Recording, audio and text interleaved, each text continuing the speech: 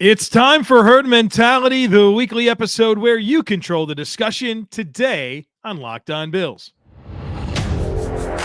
You are Locked On Bills, your daily Buffalo Bills podcast. Part of the Locked On Podcast Network, your team every day.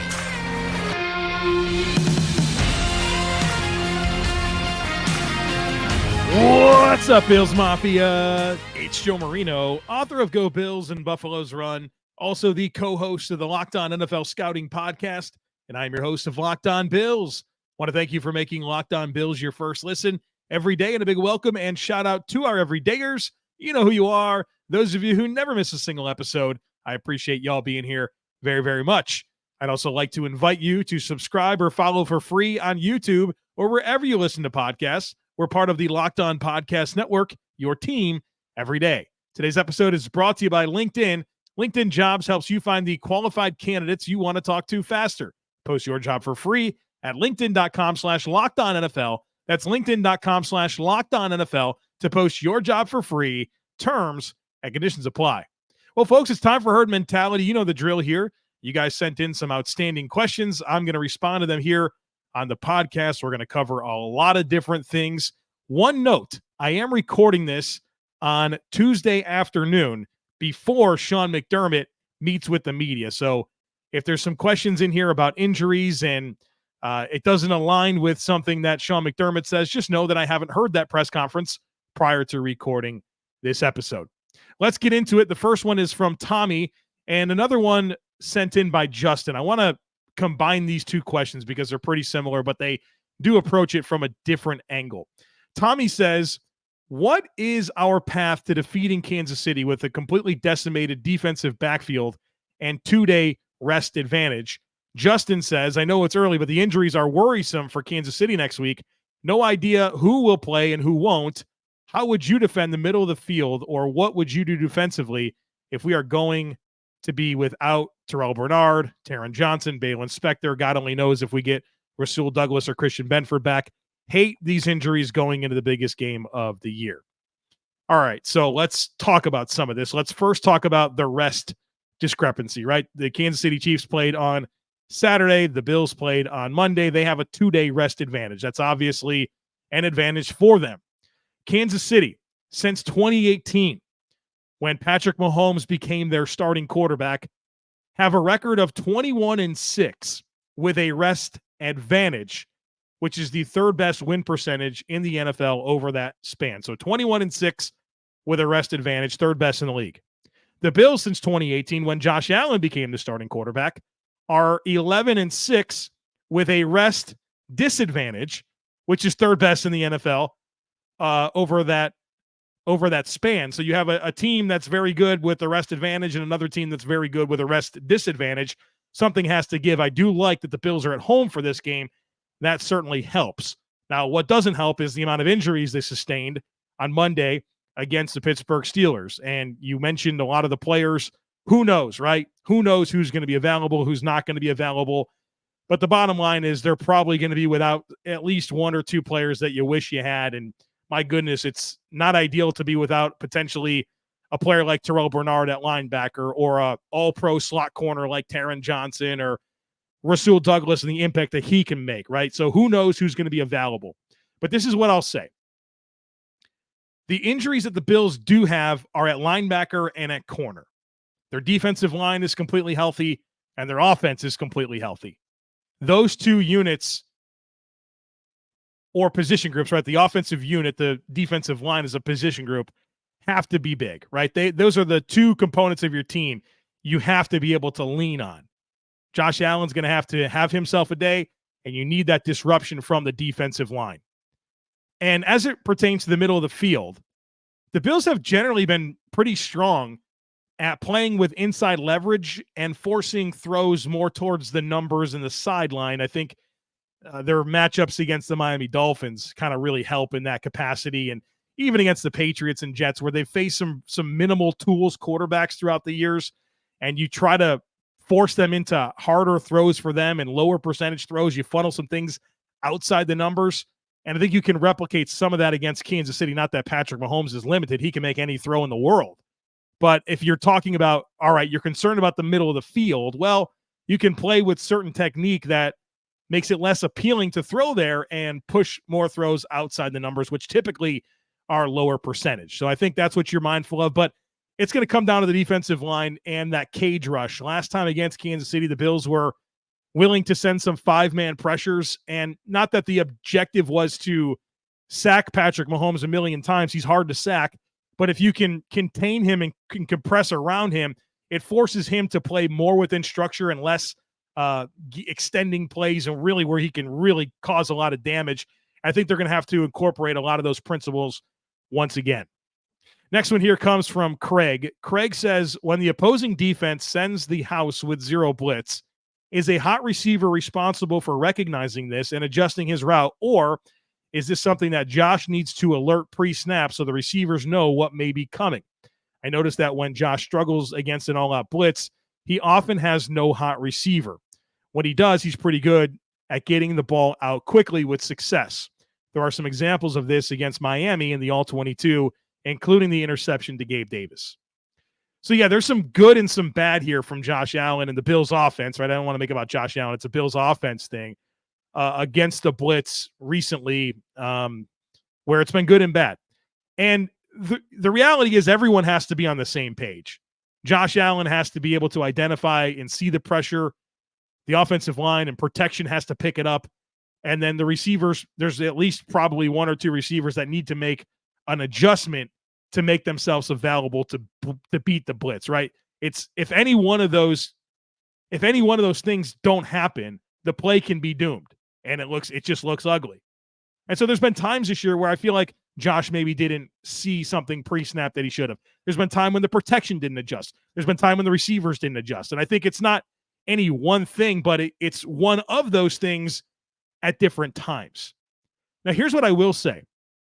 Against the blitz, Josh Allen's had some really good results of late. And he's coming up 2 really bad games against the blitz were Dallas and New England. Against Dallas, he was 2 of 7 against the blitz. Against New England, he was 2 of 10 against the blitz. But then the next 2 games against Miami and Pittsburgh, he was phenomenal. Miami, 11 of 16, 185 yards. That's 11.6 yards per attempt with a touchdown. And, of course, the 1 interception that was referenced in the question to Gabe Davis. Against Pittsburgh, he was 11 of 16 for 119 yards, 2 touchdowns throwing, plus the touchdown run. So they've had some good answers here the last 2 weeks after having some issues in the previous 2. And so there's been some mixed results this season against Kansas City. Josh was 11 of 17 for 119 yards and a touchdown against the blitz. So some good and some bad. I like how it's looked the last 2 weeks in particular and how it looked against Kansas City. What was that, 5, 6, 7 weeks ago, whenever that was. So it takes everyone being on the same page, and there's been a mixed bag of results. The next one here comes from Patrick. This could be the most important question I've ever answered in the history of herd mentality. Patrick says, what was Josh Allen's top speed on the 52-yard touchdown run, and was it pound for pound faster than an actual Buffalo? So, folks, I did the research, and it's time to share the results. So Josh Allen at 245 pounds reached a top speed of 19.33 miles per hour on his 52-yard touchdown run against the Pittsburgh Steelers. An actual Bison or a Buffalo, and Bison, right? I think that's what we're looking for here. A Bison, a Buffalo is not really, it's not a Bison, right? I'm not getting into that right now. We'll just go into the Bisons here. The average male Bison weighs between 1,000 and 2,200 pounds. So either that's the range, right? 1,000 pounds to 2,200 pounds. So the middle of that is 1,600 pounds. They can reach a speed of 35 to 40 miles per hour. They also have a vertical jump of 6 feet.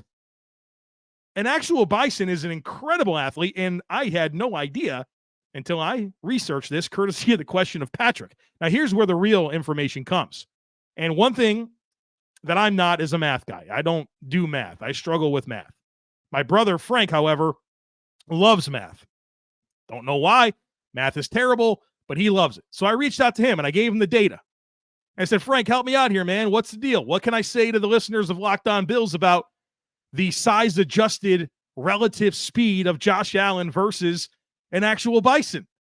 And so this is what my brother said, and this is a quote because I am not taking credit for any of what is about to come out of my mouth. This comes from my brother Frank. He said, okay, so this isn't perfect because you have to have acceleration to measure force, and I had to estimate how long it takes them to get to top speed. But Josh Allen on that run had about 319.6 newtons of force, whereas a Bison has 9,676.6 newtons of force. He says what the Buffalo does at its size is unbelievable. The fact that they can go double as fast, weighing 6 times as much, is something else. So, look, Josh Allen, 19.3 miles per hour, impressive. But these Bison, I'm going to talk about an athlete. Those guys can really boogie, right? Those guys can scoot. You kidding me? 35 to 40 miles per hour? Thing weighs 2,200 pounds?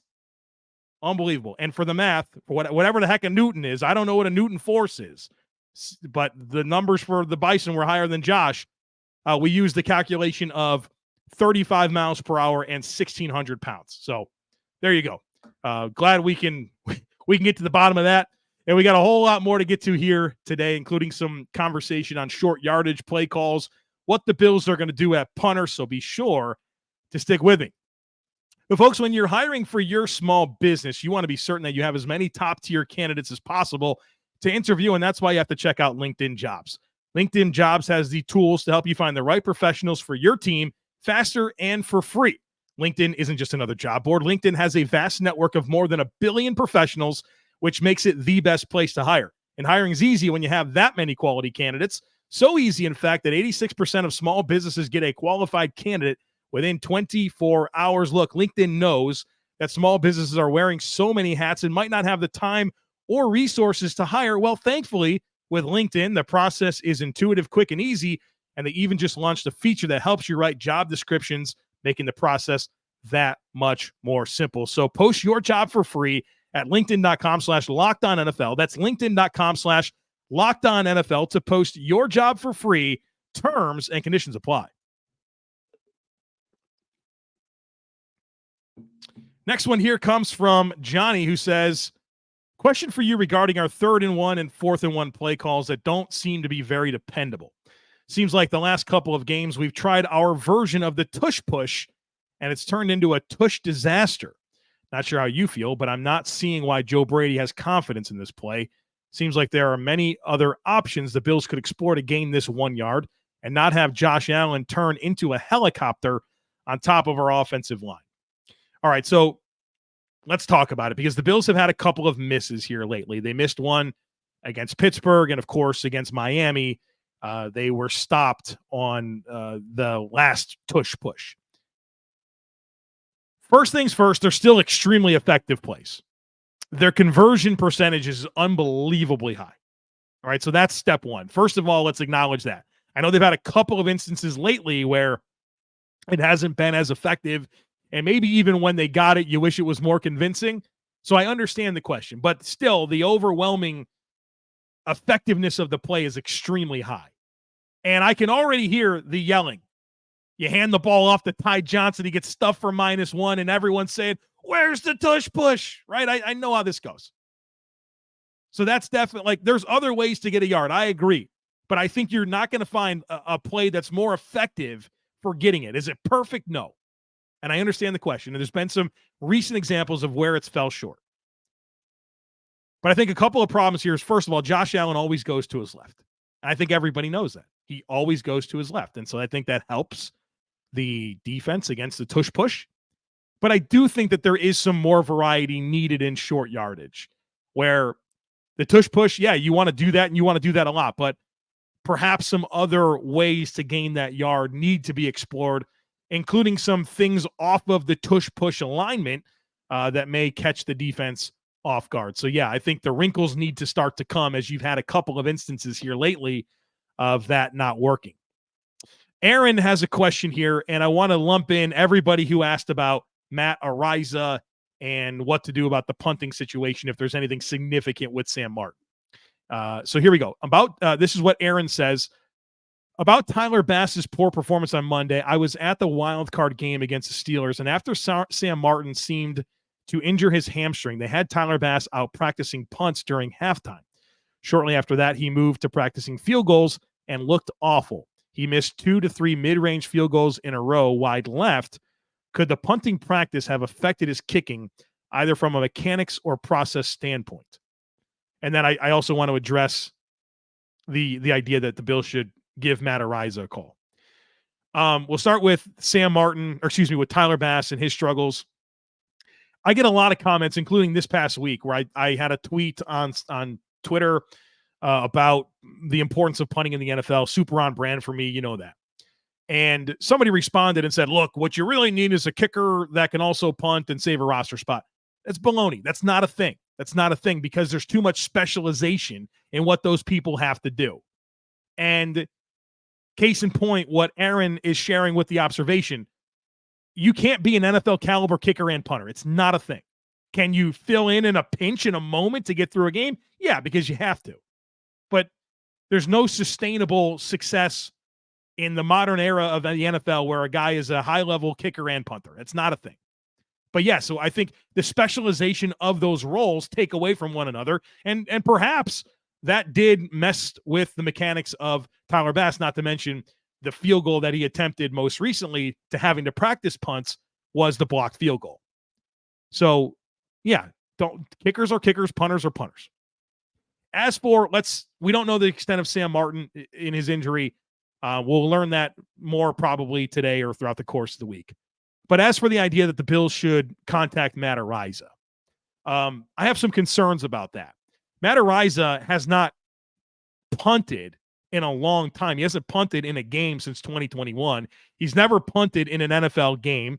And his only experience is a few preseason boots back in 2022. He's never punted in an NFL game. He's never held in an NFL game. I just don't think it's the time for that.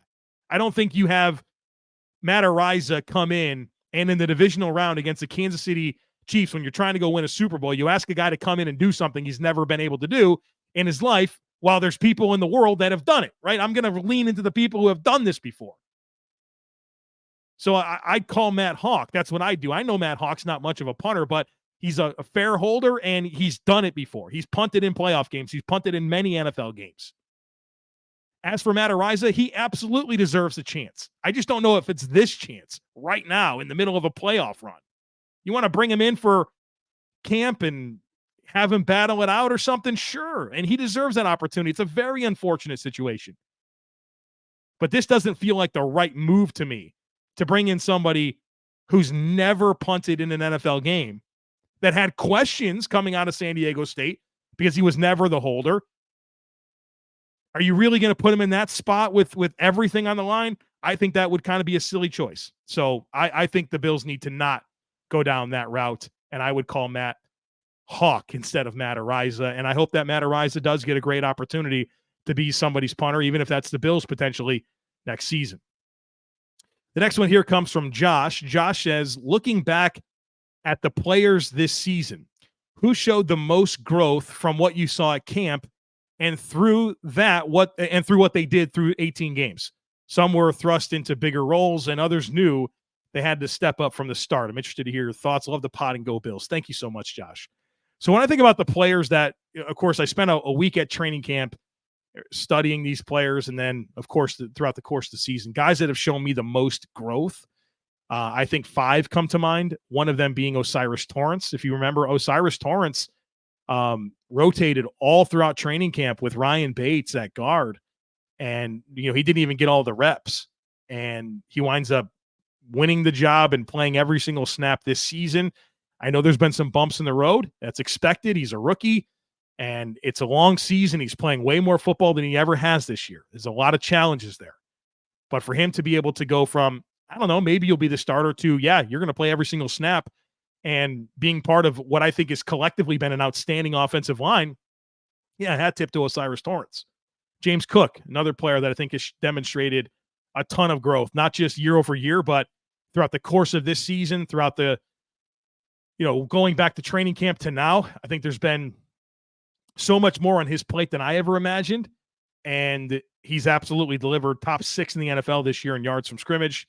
Ty Johnson, I think, deserves a shout out. He was signed in July. And so he was kind of an afterthought for the league. And he's on the Bills, doesn't initially make the roster, spend some time on the practice squad. Before you know it, right now he's RB2, right? He's getting the touches after James Cook. And I think that in-season growth has been terrific. And then you have to point out Tyrel Dodson and Terrel Bernard. They were battling for the starting Mike job, and myself included, greatly concerned about either of them having to be that guy. Well, Terrel Bernard is that guy, and he's phenomenal. And Tyrel Dodson wind up having to be the Milano replacement and has done an admirable job. Those two guys, unbelievable in terms of, I don't know if these guys can play and not be liabilities to, I think these guys are good starters, right? So I think they deserve a lot of attention there. So Cyrus Torrence, James Cook, Ty Johnson, Tyrel Dodson, Terrel Bernard are the standouts there for me. All right, we got more to get to here, including Khalil Shakir's ceiling. I got some thoughts on George Pickens as well I'm going to share, so be sure to stick with me.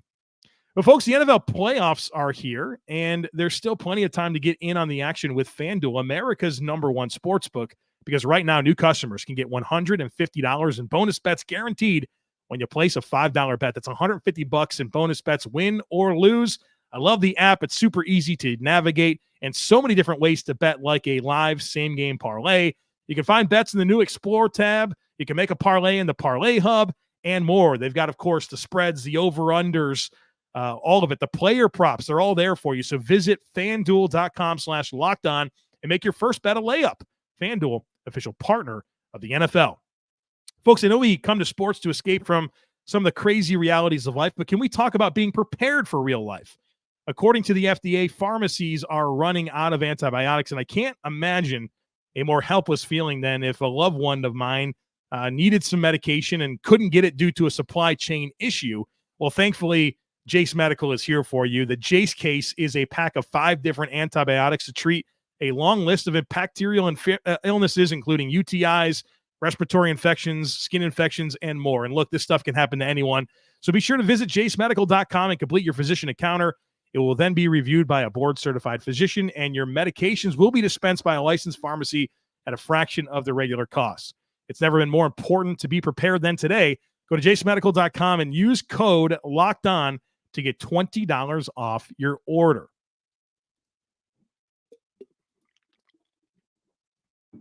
All right, the next one here comes from Kevin. Kevin says, what do you think Khalil Shakir's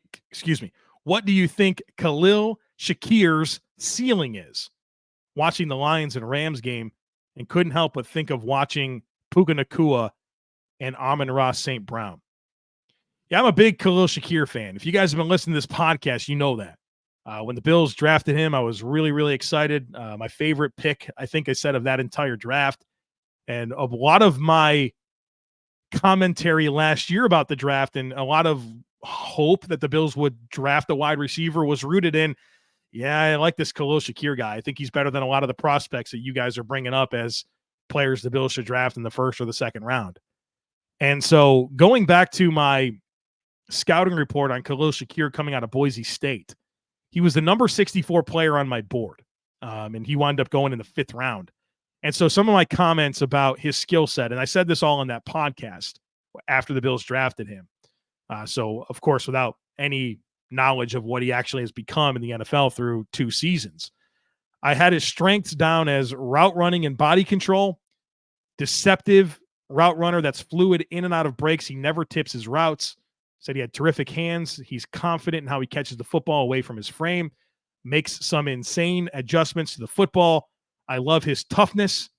He's interchangeable and can play inside and outside, both in the slot and on the perimeter. And I mentioned that he has a punt return upside. My concerns were that he has short arms and a limited catch radius. And I said that he's a guy that can win down the field, but isn't a pure speed, take the top off the defense guy. And then I have this section. How do I feel? I wrote down 4 things. Probably my favorite pick. I love his route running and versatility. I love how competitive he is. And he has big time intangibles and a football character guy. He's a process guy through and through. And then my last comment was, what's his perfect role, or projecting his role and impact? And I said, he's the perfect fit and could potentially be the featured slot receiver in 2023. I don't always get him right, folks, but I got this one right. And I'm very excited about Khalil Shakir. I think he should be an 80 target a year guy for this offense, and he should be a top 4 option. I think moving forward, the Bills' top options in the passing game should be Stefon Diggs, Dalton Kincaid, a new wide receiver that is drafted hopefully in the first, second, third round, and Khalil Shakir. And then, of course, you sprinkle in James Cook and Dawson Knox and those types of guys. But, yeah, I think he can be a top 4 weapon in this passing game, and a good one. The efficiency he's had this season has been unbelievable. 42 catches on 48 targets. The efficiency is off the charts, and I'm eager for more and more and more and more Khalil Shakir, and for him to be a real staple of this operation for a long time. The next one comes from James. James says, in light of George Pickens losing his mind over the refs yesterday, and Mahomes' history of losing his mind when a call doesn't go his way, especially against the Bills earlier this year, how big a factor could some referee home cooking be for the Bills on Sunday? Yeah, I think it's certainly helpful. And I think it's just generally helpful that the Bills are at home. I found an account recently that I really like on Twitter. Name is Adam. You can follow Adam on Twitter at Sharp Indispensable. And so the way that handle goes is the at symbol and then SHARPNDPENSEL. Tweeted this out, I think, on Tuesday. He said, home field advantage has been huge for the Chiefs' pass defense in 2023.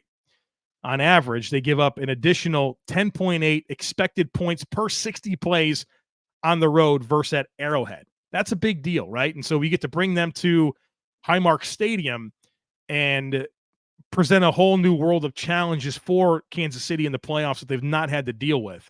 I think it's a great advantage. And it's nice to know that the metrics support that they're not as strong on the road compared to at home.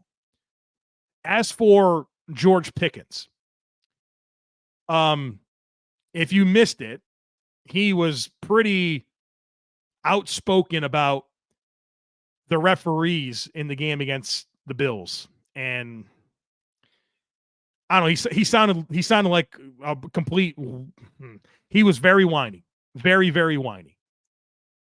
And I have a great source at Georgia, a great source. And they told me pre-draft that George Pickens was the least favorite person they've ever had be on that football team at Georgia. And that's a long list of people and some real interesting characters that have come through Georgia.